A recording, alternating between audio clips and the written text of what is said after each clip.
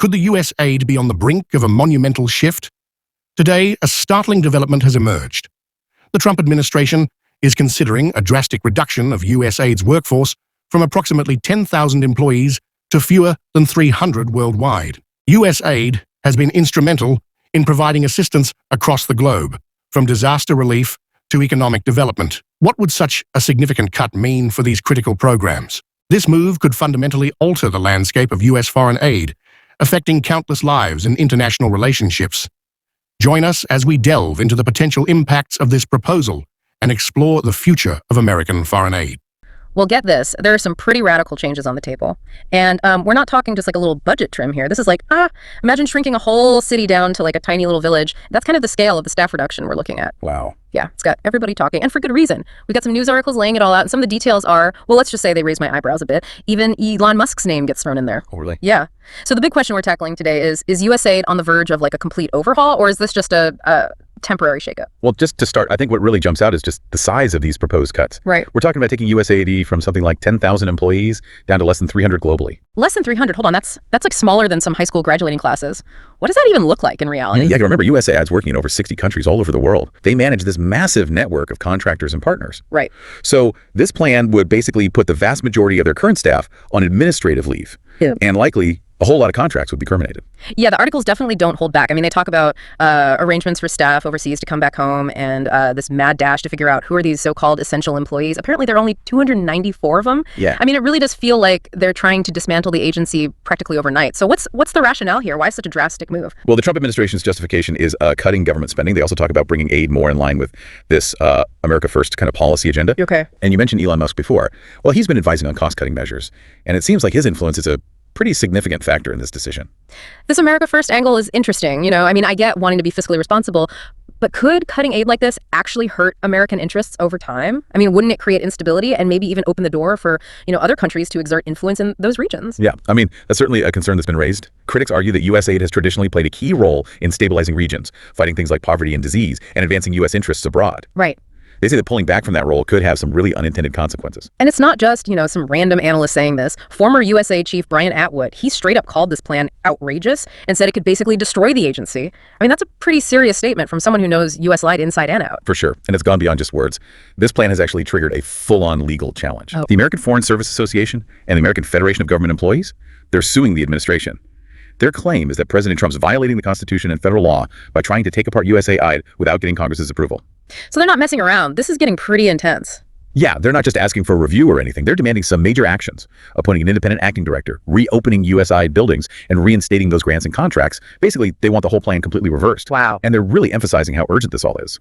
The lawsuit talks about the growing humanitarian crisis around the world and argues that gutting USAID's capabilities right now could be devastating. So the stakes are super high, but then we've got Senator Rubio. He seems to be defending Trump's actions, but at the same time, he's reassuring everyone that the U.S. is still going to provide foreign aid. Yeah. There's a twist, though, right? He's calling for this shift in focus. He says aid programs have to be defensible, explainable, and justifiable. Yeah, and that's where things get interesting. Rubio's statement hints at a potential change in how the U.S. approaches foreign aid. So the question becomes, what exactly does he mean by those terms? And how would those criteria reshape USAID's operations, even if these massive staff cuts are stopped? That's a really good point. It sounds like even if this lawsuit succeeds in stopping this immediate downsizing, USAID could still be facing a kind of an identity crisis. Definitely. This whole situation raises a fundamental question. What is the role of U.S. foreign aid in the world today? Yeah.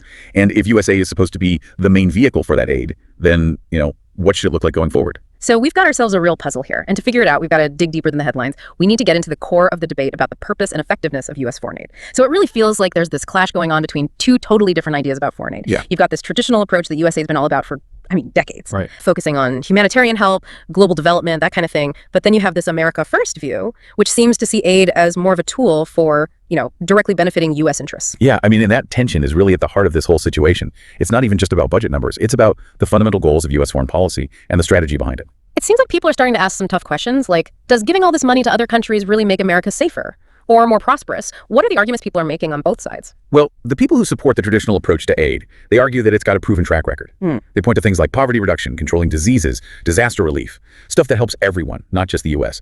Their argument is that this type of aid makes other countries friendlier to the U.S. It strengthens alliances, and ultimately, it leads to a more stable and secure world for everyone. But I'm guessing the America First folks would say that's, a bit too idealistic. What's their counter-argument? Right. They'd say that a lot of times U.S. aid just gets wasted or ends up being mismanaged. There's not enough accountability.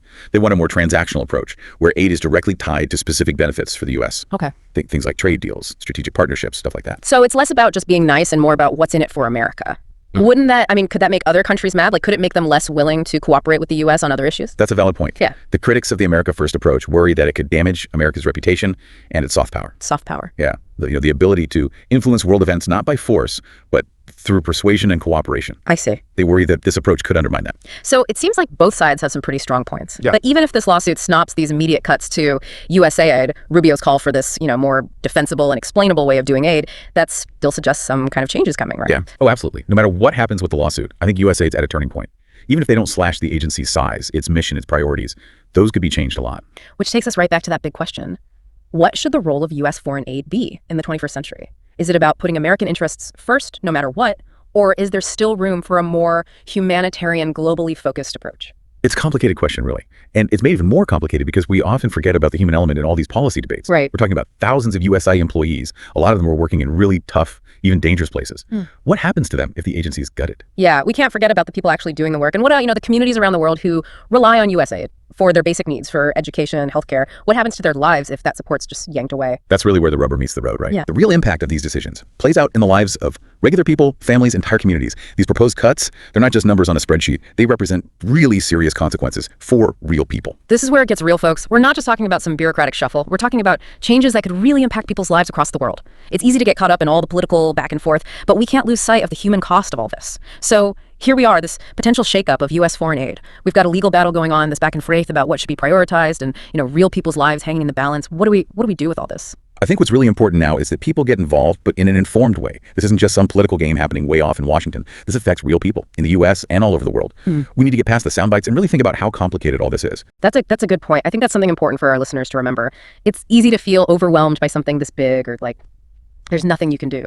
But we can make a difference, but where do we even start? Well, I'd say start with USAID itself. Don't just read the headlines. Really dive into the actual programs they run, the places they work, the impact they've had over the years. Okay. There's tons of information online.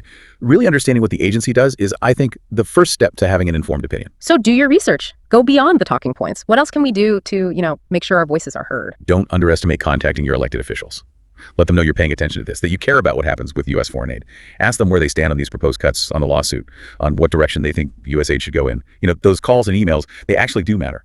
Hearing about these cuts, the lawsuits, all the uncertainty, it's easy to get bogged down in all the negative stuff, but just focusing on the problems doesn't really help, does it? No, not really. I think that's why it's so important to have conversations about this, but constructive conversations. This isn't about choosing sides or scoring political points. It's about figuring out the best way for the U.S. to interact with the rest of the world. What are our values? What are our responsibilities? What kind of impact do we want to have? Those are the questions we should be asking. So this is where our deep dive leaves you, dear listener, with a challenge. What do you think the future of U.S. foreign aid should look like? Should it just be about transactions, focusing on what benefits America right now? Or is there still a place for a more humanitarian approach, one that's focused on the world as a whole? There aren't any easy answers, but the important thing is to think about these questions carefully and critically. And here's one final thought. The world is becoming more and more interconnected. Challenges like poverty, disease, climate change, these things don't stop at country borders.